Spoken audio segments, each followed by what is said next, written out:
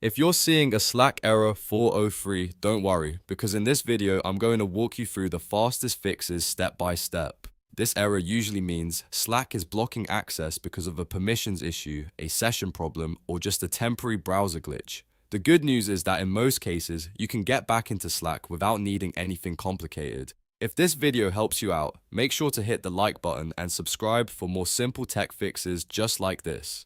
First, let's start with the most important check, permissions. If you're using Slack in a workspace that has admin controls, click the workspace name in the top left corner. From there, go to Tools and Settings, then open Workspace Settings. Once you're in the Settings area, look for Roles and Permissions on the left side. This is where workspace access rules are managed. If your account doesn't have the right permissions, Slack can sometimes throw a 403 error when you try to open certain channels, pages, or admin features. Review the roles carefully and make sure your account has the access it needs. If you're not the admin, you may need to contact someone who is. Next, try the simplest fix possible. Log out of Slack and log back in again. This refreshes your session and can clear up temporary authentication problems that often cause error 403.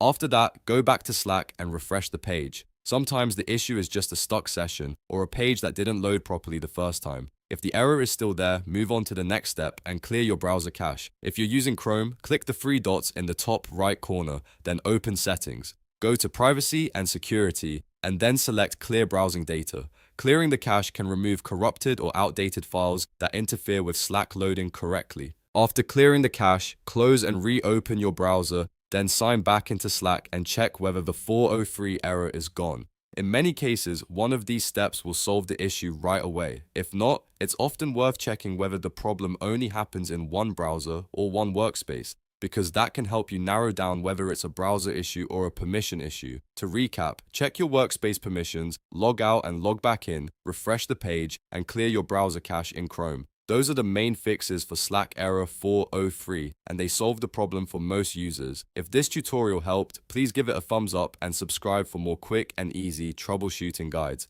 Thanks for watching, and I'll see you in the next one.